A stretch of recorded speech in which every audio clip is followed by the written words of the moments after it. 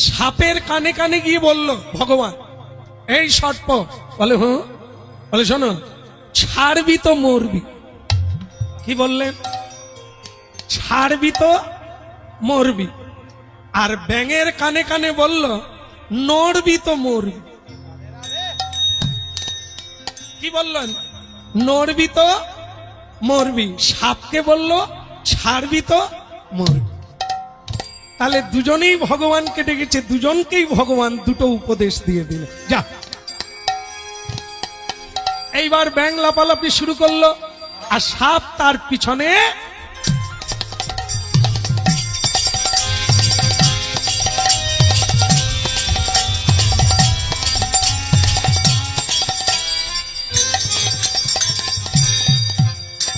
আপনারা বলুন কে জিতবে?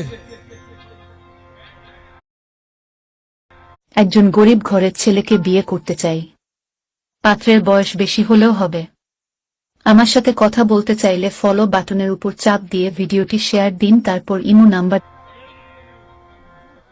কে জিতবে? সাপ পিছনে যাচ্ছে, টুকুস করে নিলে ভগবান আবার সহায় হবেন বলে দিয়েছে। যা, ধরবি তো ছাড়বি না। সাপ এক সময় জিতে গেল, গিয়ে ব্যাংকে খাপাক করে দিল। আর ধরা মাত্র এ যেন কারেন্ট পালিয়ে গেল।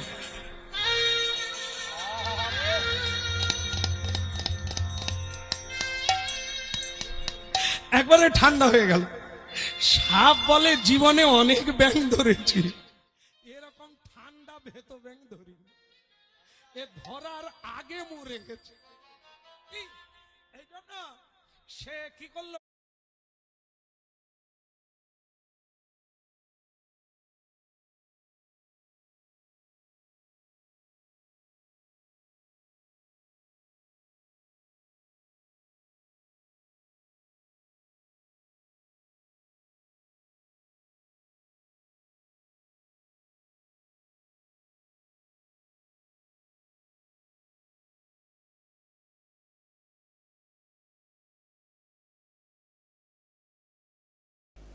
গ্রেফতার করলে কি আমাকে তারা আটকে রাখতে পারবে?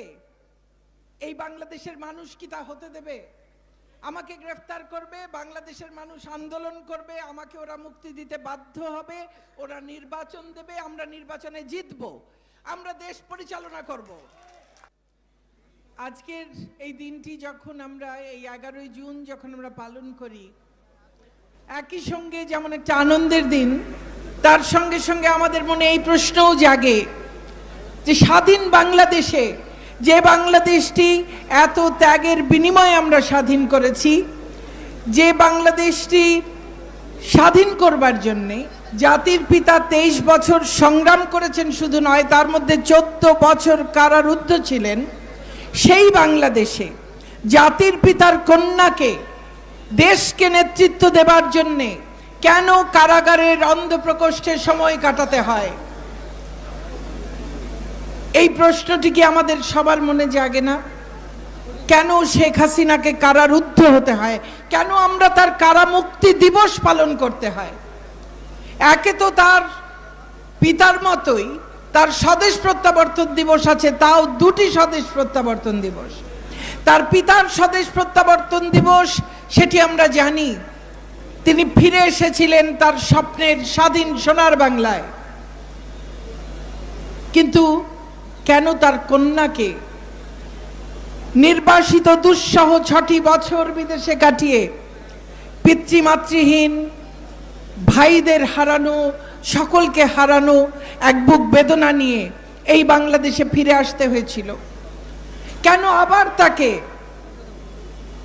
2007 সালে আবারও তাকে যুদ্ধ করে, সমস্ত আন্তর্জাতিক মহলকে আলোড়িত করে, আন্তর্জাতিক একটা জনমত তৈরি করে, সারা দেশের মধ্যে একটা বিরাট আন্দোলন তৈরি করে কেন তাকে ফিরে আসতে হলো? কেন তিনি নিজ দেশে আসবার জন্যে এত যুদ্ধ করলেন? এর সব উত্তর হলো, এই বাংলাদেশটি এত কষ্ট ত্যাগের বিনিময়ে স্বাধীন হওয়া বা যুদ্ধাপরাধীদের কবজায় চলে গিয়েছিল। তাদের ষড়যন্ত্রে, তাদের দেশি বিদেশি ষড়যন্ত্রের দোষকদের কারণে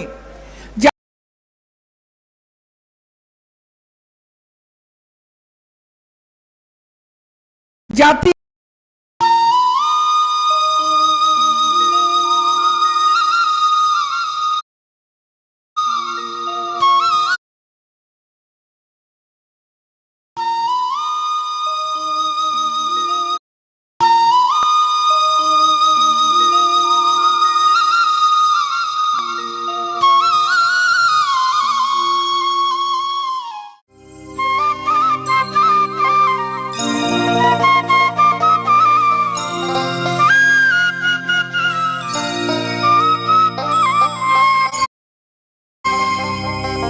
যে বিয়ে হলে পরে কেউ আর আসে না ফিরে, যে বিয়ে হলে পরে কেউ আর আসে না ফিরে, পড়িয়া থাকি শ্বশুর বাড়িতে। আহা সখী তোরা শুনে যা, সবার দিনে দিনে গোনা দিন বয়ে যায়। মানুষ বলে যে বয়স বাড়ে, বলে না বাবা, কিন্তু মনে রাখবেন আমাদের বয়স বাড়ে না, বয়স কমে যায়।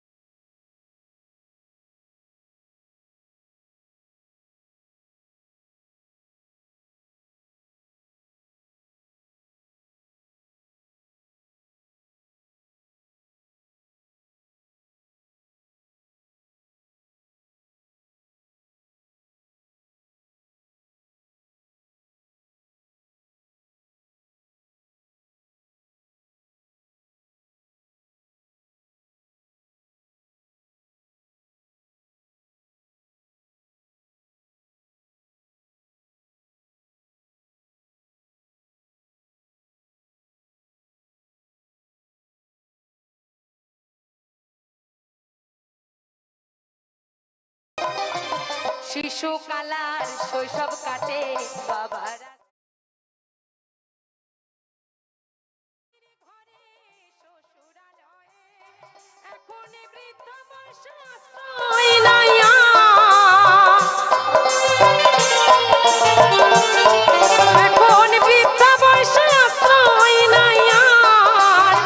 ছেলের কাছে রই। কত পিতামাতা কত কষ্টে দিন কাটায়, তাই না? আপনাদের এখানে হয় না মাগো? আমি যেখানে বাস করি কলকাতায়, ওখানে হয়। বড় বড় ফ্ল্যাট বানায় দাদারা, বড় বড় 4 চাকা গাড়ি কেনে, সেখানে বড় বড় নামি দামি কুকুরকে রাখে, কিন্তু বাবা মাকে নয়। বাবা মাকে রাখে কোথায়? বৃদ্ধাশ্রমে। বড় বড় মোটা মোটা টাকার বান্ডিল দিয়ে সেখানে রাখে। সে গানটা একটুখানি হবে নাকি? ছেলে আমার মস্ত মানুষ, মস্ত অফিসার, মস্ত ফ্ল্যাটে যায় না দেখা এপার ওপার।